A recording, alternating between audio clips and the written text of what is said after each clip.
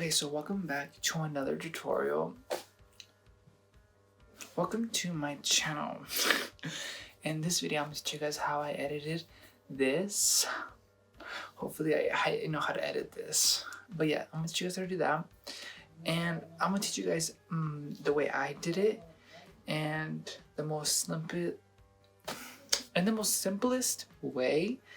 And bear with me, because I was supposed to do it on my computer. I couldn't do it. I had filmed it on my computer like 4 times and the audio quality was just like an issue. So that's why I'm gonna be like, if I am looking away, it's because like I'm trying to explain what's happening in the video. So yeah, hope you enjoy and like and subscribe. I don't know what to say. But I am currently struggling already. Ooh, I put my password wrong. Okay, so this is gonna be so hard for me. Like, I'm so sorry. Bear with me, guys. Bear with me. Okay, let's just jump into this. Like I said, I'm probably gonna be struggling and trying to teach this, but like this is gonna be very simple, a very quick tutorial.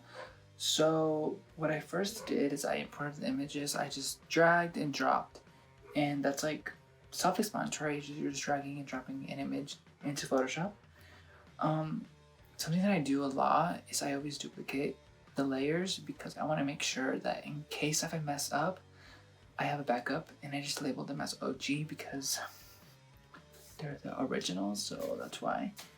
And the first thing I did is I selected the magic wand tool, and you want to make sure, or a shortcut is W. I think learning shortcuts in Photoshop is very important because it makes your like your work time, your just everything go by quicker. And I select the subject, and when I was editing this, it goes by very slow. So yes, and I'm probably gonna skip ahead because I need to cut things out. And there's like many ways to expand the background, get it over with. However, sometimes I like leaving the actual background because it leaves some texture, etc. Other methods include like using a clone tool, content aware fill. I think that's right. And I don't know why I've been using the brush. I just feel like it's like a nice way to like get a color. I don't know. I just been using a brush, and then I go back to the magic wand tool and I select inverse again. Did I say that? I didn't say that. Okay, well, I was oh my goodness, the sun is going down. Oh jeez. And what I did is I selected the inverse on the background, and that's how I was able to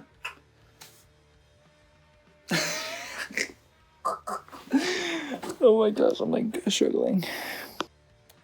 Okay, so then what I do is I transform the image to fit into my silhouette that I have created.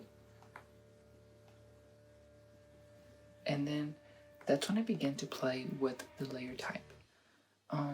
This is also, I've been doing this type of editing for a very long time, but my recent one that I started doing videos was last summer when I did my video with Alicia, and that's when I started to do these like videos, like kind of like a glitch edit. They're very cool. I like them. And also when I had filmed this, the very first time I created this like cyberpunk cool thing. I'll probably show it if I don't forget. And yes, so what I like to do is I like just to mess around with the different options to see how it looks. Another thing that you can do is, what I like to do is create a copy of that shape. And how I did that was I go back to my silhouette, I hold down Control which gets that outline, and that's when you can go back into the copy and Control J, which is just gets that shape. That makes sense. And as seen on the video, it created that shape. I like doing that because sometimes you don't want to, when you do difference, you can still see my body. However, by doing that, you can, not see the body, just the shape of the silhouette that I had created. And you just like keep messing around with the different layer types. I liked how this was looking out to be. And then you just want to like mess around with it. And then what I like to do is, oh my gosh, I'm so embarrassing. I forgot the name tool, but this little tool right at the bottom. What is it called? Actually, let me check. Sorry, guys. I think it's a mask tool, is it? Layer mask. I like to use a layer mask because you can bring it back by just, using the black and white tool. And if you guys are going to do an in-depth video about that, I can. I just like doing that instead of having to like erase the original. I can, oh my gosh, I'm so bad at explaining. And then I added a new layer. Okay, so when I was making this video,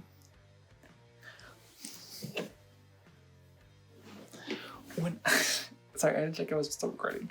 When I was originally editing this video, no, I think it was my second time editing this video, I discovered, I always wanted to try it, and it was like adding a full color background on top of the original piece, whatever. What am I talking about? I had just added a new layer, and then that's when I started messing around with the hues, and you'll see that I was able to create like a really cool transition. And I liked how the pink and green looked, and I was like, this is looking really cool. And I'm like, wow, you can really create like, I forgot the art style. I'm gonna like show my references on where I kind of got that inspiration by. And yes, you guys saw my other videos, and I had created another video of like a transition. I like doing frame animation for some reason. It's really cool, and I'll also like show. I also was able. I don't know what I'm talking about. Okay, so I want to go to the next video, which is I'm still creating. When creating frame animation, you just want to mess around with your layers. Like when you're making frame animation, you just want to mess around. I think it doesn't hurt to like mess around, and obviously, you're gonna learn a lot of things along the way. I am self-taught, like, on how to create these. Like, also, I should probably state my credibility right now. Like, I don't know why I should have said this at the beginning and put this in the beginning. My credibility runs back when I was in middle school. I had a Iggy Azalea fan page. I keep looking at over here. My credibility runs way back when I was in middle school. I had an Iggy Azalea fan page, and that's when I started to like do fan edits and like do photo manipulation, and I think that's when I started to begin my passion for like graphic design and like photography. And then I had told one person, and then this one person told like their little friends, and then that's when I was getting like, I would say I would get bullied. So I don't care anymore. Like I actually literally don't care what people think about me, because I mean, if people don't like me, okay, I put it like this, like I'm a reflection of other people, and if people don't like me, that means that they don't like themselves. So, and also people tend to project their insecurities onto others. That's something I've learned. I have myself done that before. Like I judged someone, and that's because I wasn't really okay with myself. But it's literally just went a whole different direction. But yes, so I have like 8 years of like photo manipulation experience. Like I have people have asked me to like photo manipulate like documents, and I'm like, ma'am, that's illegal. So don't do that. Do not do that. But I always use like a lot of different apps, like Pixar, Superimpose, Glitch. Like all those apps are free. However, I am a Photoshop person. Like once I had access to Photoshop, like, you know, it was game over. Like it was a game changer for me. So I say, get your hands on Photoshop. And that's like literally videos based on Photoshop. So yeah, let's just continue back to this video. When creating like I mentioned before, creating frame animation just really does elevate your images, and you just want to mess around with your photography and like experimenting. Like you don't have to use selfies. You can use like different. Like, you can use nature. Like that's something I should have used, like nature, and shown like different. So you can use that with nature. I've seen a lot of videos like that, creating like a double exposure with nature. So I think that would look so cute. Like, you know, your silhouette and then like nature is you. You know what I'm saying? Wow, I'm giving myself ideas. But yeah, that was it for the tutorial. I literally hope you enjoyed that. When I was first doing the videos, I did start. I was like, talking about euphoria and like, so I might include that in the video.